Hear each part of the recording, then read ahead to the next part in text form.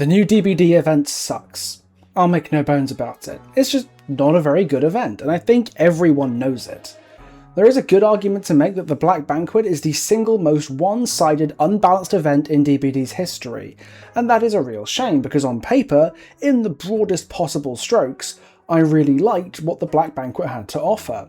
We were given a broad overview of the event at the Behaviour Anniversary livestream and the preview detailing it got leaked shortly before that. Let's hear what Dork had to say about it on stage in her own words. As you can probably tell by now, the Black Banquet is all about food. Finding it, devouring it, and if you're the killer, tainting it, poisoning it. Every Black Banquet trial will feature 2 courses. A main course that sets a unique global effect for the entire trial, and a dessert phase that kicks in late in the match and gives new buffs. Survivors will gather and combine food for team bonuses, while killers will be trying to corrupt the feast, poisoning the food and the objects around the map. And I've gone against this. It's a lot. I mean, that gives a nice impression of the event, but it isn't terribly helpful, so maybe those leaks will be more informative. Whew, those seem like some strong effects. That's what? Invincibility, unbreakable pallets, dashes that don't even consume exhaustion? Whew, this all looks pretty scary to deal with as killer. There's gotta be something strong in this event for killers to counteract it. The leakers must have missed something. This can't be everything. Can it? Surely with survivors being given the Infinity Stones, the Chaos Emeralds, and the Holy Hand Grenade of Antioch, killers will be given something, strong and impactful too. And they just haven't talked about it fully yet, right? They're not smoking that much crack that they just forget to give the killer role anything worth using to counteract these insane buffs, right? Right?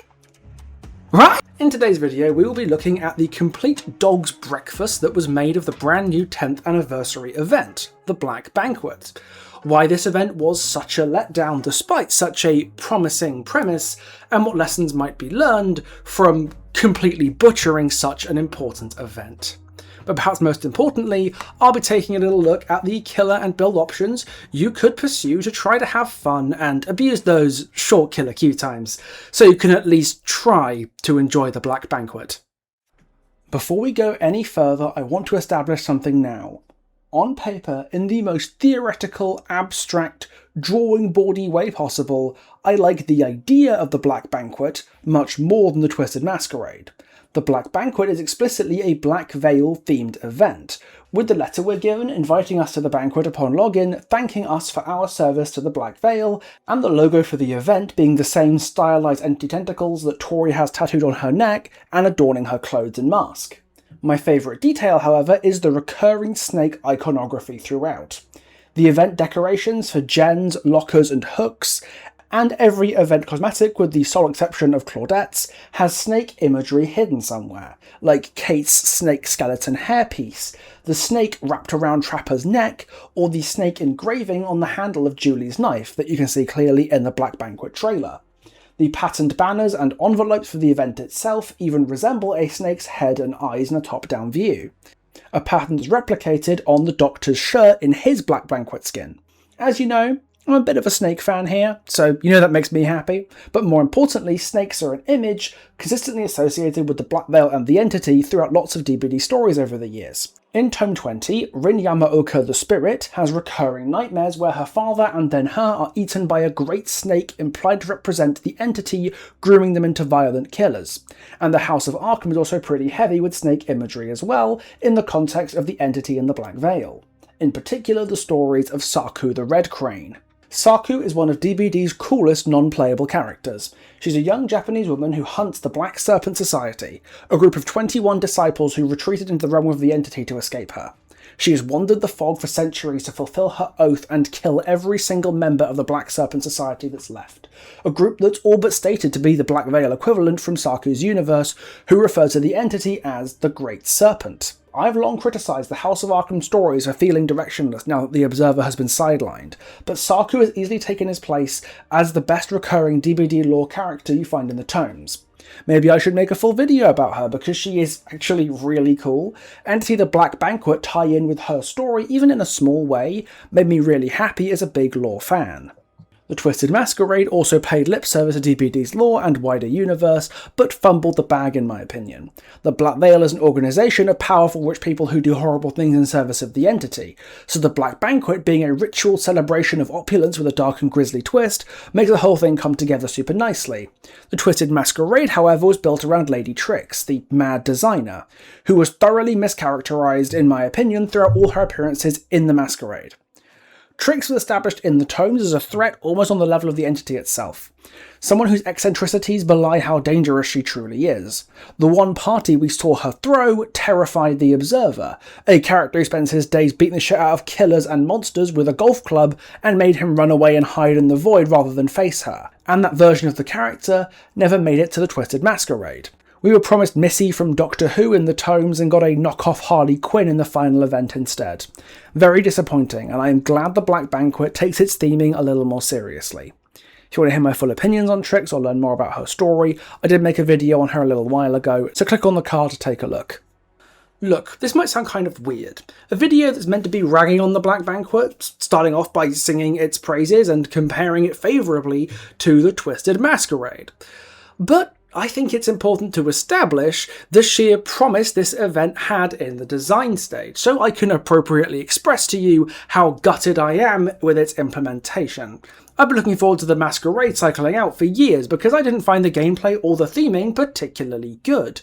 But if the Black Banquet has to replace that, it's just removing the roadkill from my plate and replacing it with an active pipe bomb. So let's get into this mess, shall we? For those of you sane enough to avoid the event queues, here's how this shit works. At the start of the trial, one of 3 main courses are served, to be replaced with the desserts after 1 generator or 1 survivor is left in the trial. You interact with the menu through dining carts and tables that spawn throughout the map, and during the main course, survivors can take morsels from dining tables and either eat them or carry them across the map to put them on a table. The precise effects of the morsels differ from each of the 3 main course options, but the general principle is as follows. Eating a morsel takes 1 second and gives the survivor a modest instantaneous buff. But setting a table with 4 morsels heals each survivor on the map for a full health state, as well as providing a global major survivor buff for 60 seconds. There are 2 tables, meaning you can extend the 60-second buff and refresh the timer by filling the other table in that time. The problems start to come in once you realise what each main course option does. The 3 options are stuffed trotters, creamy pasta and baked camembert, and each of them provide a global passive effect to the trial throughout the main course. Buffs the survivors when they eat a morsel and buffs the team when they set the table with 4. Take a deep breath because this is going to get messy. If stuffed trotters is randomly selected, all players get haste whenever a generator is completed or a survivor is hooked. The killer gets it for 10 seconds and the survivors get it for 18 seconds. Eating a morsel gives the survivor using it a burst of speed, moving at 200% speed for 1.1 seconds. And prepping 4 gives the team 60 seconds of a 5% speed increase to all actions. That's generators, healing, vaulting, anything that has a progress bar, and get 10% haste within 16 meters of any other survivor.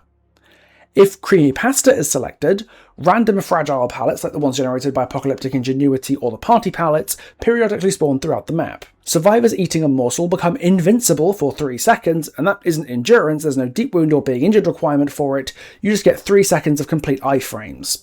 This honestly is not as bad as it sounds most of the time, but the full banquet effect more than makes up for it, because for 60 seconds, all pallets on the map become unbreakable, including those fragile pallets by the way.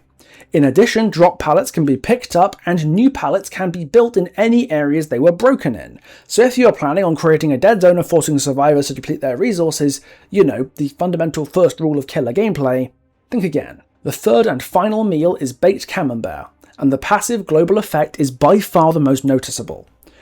A bunch of portals similar to the Halloween Void portals spawn throughout the map, and anyone can travel from one to the other by just pressing a button. It's quick, smooth, both sides can use it, it's honestly pretty cool. The morsel effect makes survivor who consumes it completely invisible to the killer. No scratch marks, no blood stains, no grunts of pain, nothing. You can only track them through the little chime the survivor makes as they move. And the Banquet bonus simply combines both of these effects. Using the portals will give a survivor who goes through it a brief period of invisibility during the 60-second window, and will recharge any item they are carrying, or will get a new one if they aren't carrying one whenever they go in. That is a lot of stuff. And aside from the portal system with the camembert and the haste from the stuffed trotters, which is still just over half the amount of haste survivors get from that same main course, it all seems to give some hefty benefits to the survivors. And what do the killers get? A kind of anemic clown power? Yeah, that's basically it. The poison system is a unique tool the killers get in the Black Banquet, and it can be useful sometimes. When a poison projectile is thrown at a survivor, they gain this little stamina bar for 20 seconds. It depletes whenever they are running and recovers when they are walking or stationary. If it depletes fully, it forces survivors to walk for a while to fully recover the bar. This is intended to impede survivors' abilities to gain distance in a chase without just being a boring flat hinder. That is what you have to counter invisibility, invincibility, infinite unbreakable pallets, infinite items, movement speed out the ass. You have a little green cloud that makes survivors walk a bit. I don't even know how this was considered slightly commensurate to the tools that survivors get. That's not to say the poison is useless, mind you, although sometimes it definitely is. You are given the option to poison the banquet tables or dining carts, and one of the quests demands that you do so, but you probably shouldn't actually do that, because if someone does a dining cart or table across the map from you, the stamina system will not do anything beneficial for you whatsoever, and if they're doing it next to you, why wouldn't you just throw a poison vial at them instead? Even if you do, it's not too hard for survivors to min-max or game the stamina system to mitigate its effects severely. You can release the shift button while vaulting a pallet or window to recover stamina mid-chase rather than spending it, and running Fixated and or Champion of Light allows you to walk significantly faster than normal to almost completely gut the one tool killers get to use in this event. Not to mean all the haste that Stuffed Trotters gives you to make that distance back up again, or the unbreakable pallets that mean the killer can't down you anyway. If these things aren't in play though, sometimes even if they are, there are some killers who can effectively cheese the poison system to convert a poison hit into basically a free down in many situations, and these are killers who can close the gap with you and down you with a single hit. Examples you'll be seeing a lot are Hillbilly, who can poison you, break the pallet, force you to leave the tile and cripple yourself doing so, giving him the freest backrev insta-down of his entire life. Bubba and the Slaughtering Striker can do this as well, and Legion and Ghoul are two more I could see being serious problems, because they can use their power to injure you for free, infect you with the poison, and then use their power again to run up next to you to convert that first hit into a free hook. To be clear, I don't think that every one-hit killer or every gap closer killer is a problem here. I don't mind Blight using the poison because he still has to hit you twice and give you distance after hitting you when healthy, and I don't mind Plague using it because she doesn't have a chase power if she's injured you with Vile Purge. This of course means that killers who have the powers that let them cheese the poison will hands down be the ones you are most likely to see in the event queue, and that makes Survivor fairly miserable. I don't like seeing Hillbilly or Ghoul at the best of times, and when they've doused you in poison so they can get the one hit they need for free, it is definitely not the best of times. At this point, I would rather see the true S tiers like Blight and Nurse, because at least you've got some broken tools that let you fight back against them, and you don't just 2-out a Bubba after the most uninteractive chases you've had in your entire life. Let's go through the 3 meals and rate them by how palatable they are, how happy I am to run into them when I'm playing Killer. Easily my favourite meal of the 3 is the baked camembert, the one that gives invisibility with the morsels and opens up those portals. For one, the portals are a mechanic that both sides get to play with. Survivors can use them to sneak around or combine them with the stealth to evade the killer and chase, but killers can also use them for map traversal, which is pretty great if you're playing a slower killer. Victor and Knight's Guards do kind of eat shit to these portals here for the same reason they struggle on Forgotten Ruins, but they make up for it by having the ability to track invisible survivors. Night Guards can still see them, and Victor can still detect them on Killer Instinct. And that leads me to something else I like about this meal. The morsels are actually counterable, with good play and game sense. You can track survivors' approximate locations when they're invisible due to the sounds they make. My hearing is shot to hell, so I personally can't, but I'm told you can. But that is not the only way you can track through it. Killer tracking powers like Knight's Guards, Dr. Static Blast, and Skull Merchant's Radar still work while invisible, and even if you don't have the means to track in your power, the green cloud produced by the poison follows the survivor around when they're invisible, allowing you to see their location if you land a poison shot on them before they eat the morsel. That is pretty cool. The survivor gets a tool, but the killer gets a tool of their own to interact with that tool and play with the portals as well. It is as close to a symmetrical event mechanic as you're gonna get in the Black Banquet. And if this was the only meal served at the banquet, I don't think most people would be anywhere near as upset as they are. That doesn't mean the meal is perfect though. I think the invisibility is a little bit too all-encompassing. It does create some rough points where interacting can be hard, most notably because you can do all interactions while invisible without breaking out of it. Some things like using items, healing people, or unhooking, the killer absolutely has to be able to see to have a fair game experience. And when you use the Eye of Vecna, your invisibility gets cancelled when you do these actions, so I see no reason why the baked camembert should be any different. If this gets fixed by next year's banquet, I'll be pretty happy with the baked camembert main course as long as one other thing gets changed. None of these main courses need a global heal. That's a tool that is way too powerful to let survivors get, especially when they can directly control it whenever they want, and there is no limit on how much they can use it like there is in the Twisted Masquerade. It just breaks so many interactions. A survivor's down under a pallet, so you walk away slightly to check for a pallet save. The survivor on the ground is immediately healed back up to injured like a super unbreakable, and now has a minute of stealth or speed or safety to extend that chase even more. It's such an egregiously unfair mechanic, and none of the meals should have it. If you really must have a heal attached to the system, why not just give it to the survivor who puts the last morsel on the table? You could make them the obsession when that happens, give them a unique role for the minute called Maitre d' or something, and they get some special benefits, so that you have this unique gameplay element where survivors are jostling among each other to set the last meal on the table. That sounds way more fun and balanced than just giving everybody adrenaline whenever they want, and it's a big reason a lot of killers despise this event. It is just too much efficiency for too little cost, and nothing the killer can do to prevent it. Speaking of nothing the killer can do, let's talk about the creamy pasta. This is the only one of the three main courses to give zero benefit to the killer, only creating fragile pallets scattered around the map. The morsel effect when you get 3 seconds of iframes is very powerful but deceptively difficult to use properly because of the wind-up time that it takes to eat that morsel. It's not as easy to use as Dead Hard because it takes a second to kick in and that second might just get you killed. Not to mention the fact that you don't get distance if you're hit while untouchable. Untouchable is a very powerful effect when it does trigger though. But it doesn't trigger terribly often because survivors served this meal will not be eating it most of the time. They'll be setting a table for the banquet buff. This is easily the most bullshit thing in the entire event. A full minute, potentially 2, of infinitely rebuildable, resettable, unbreakable pallets. Basically, if the survivors path correctly towards stronger resources, they can build an infinite out of their ass. Any tile stronger than a 50-50 filler becomes completely unplayable for most killers, and the survivor you're chasing will get a free heal on top. It is just not worth the chase.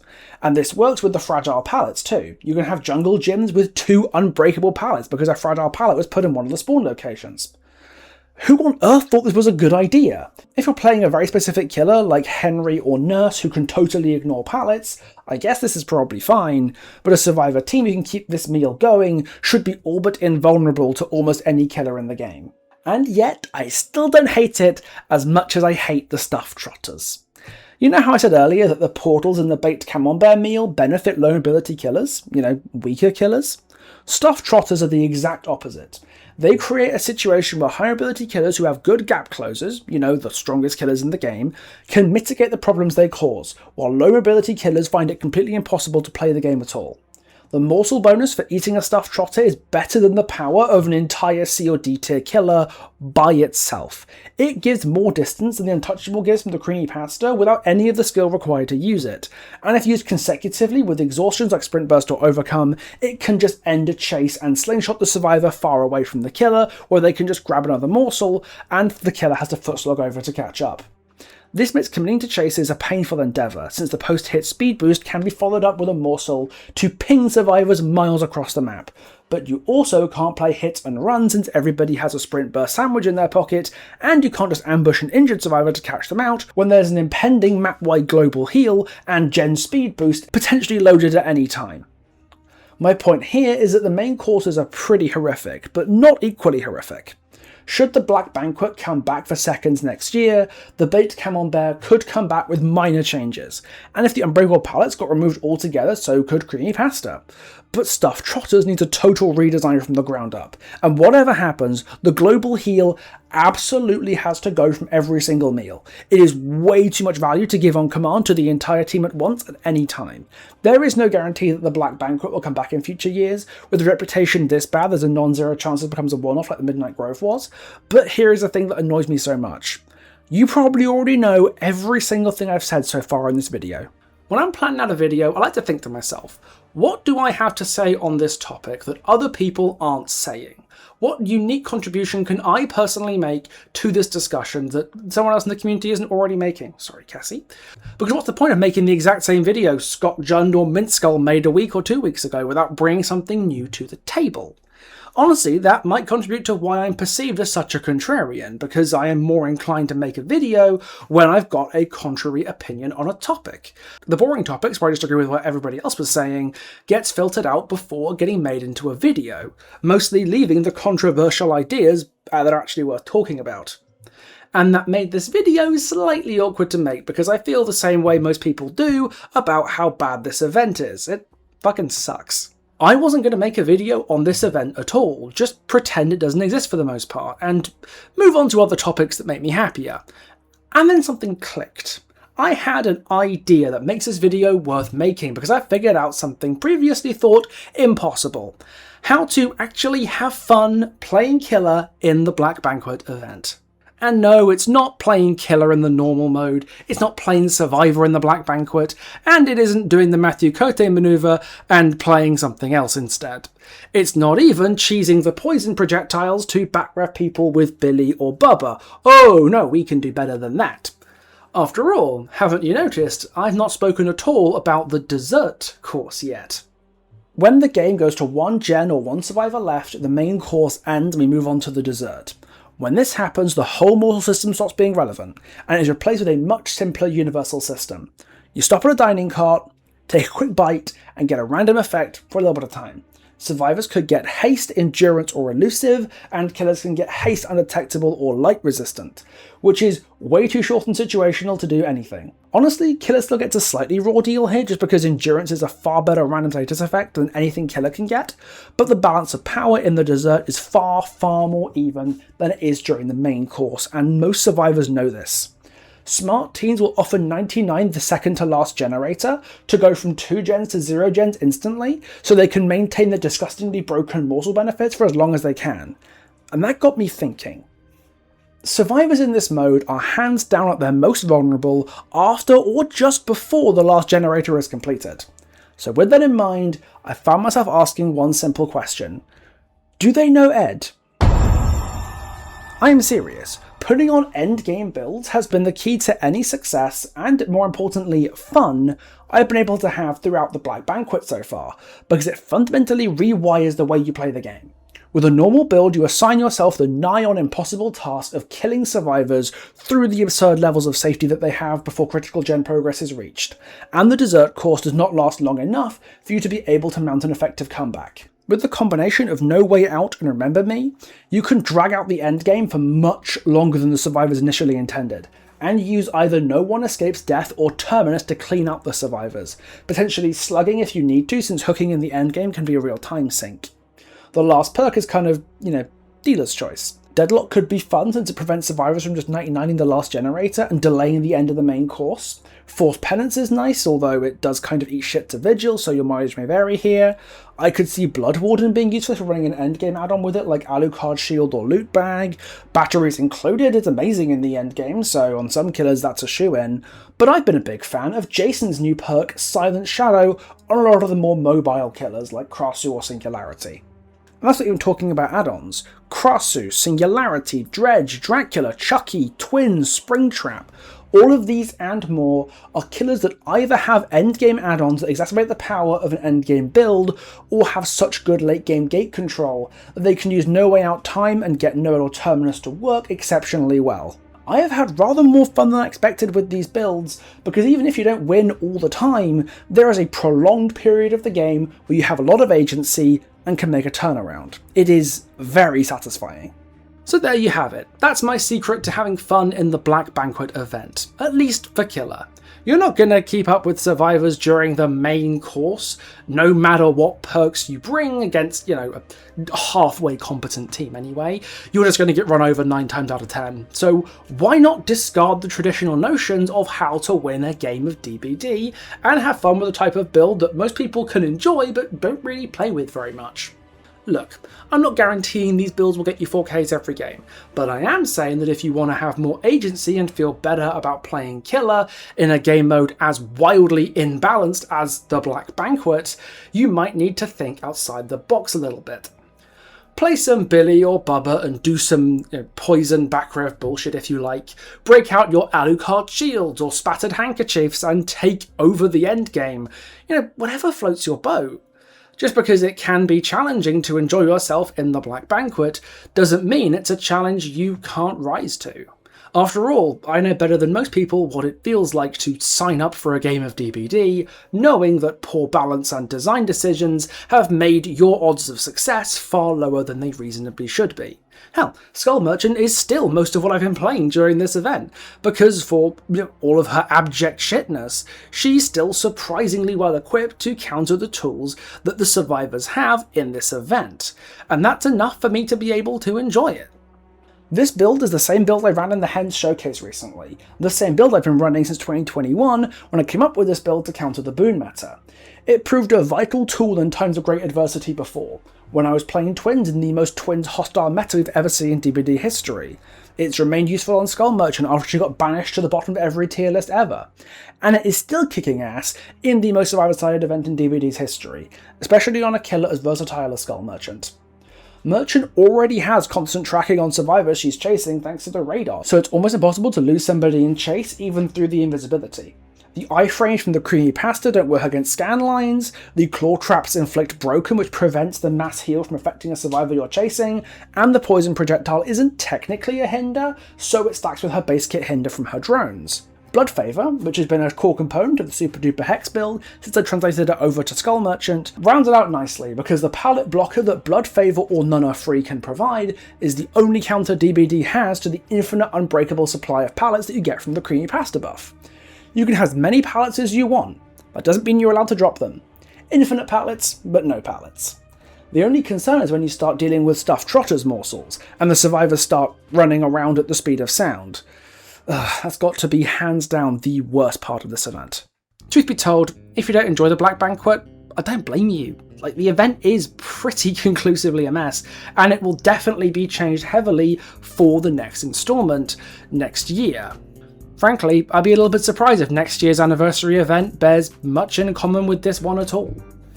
If you want to play Survivor in the event and enjoy the blessings of John behaviour raining down upon you like confetti, go do it.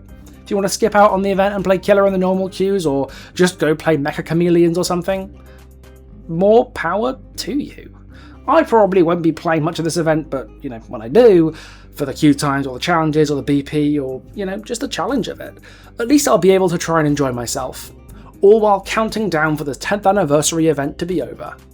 Until then, I will see you next time. Ta-ta for now.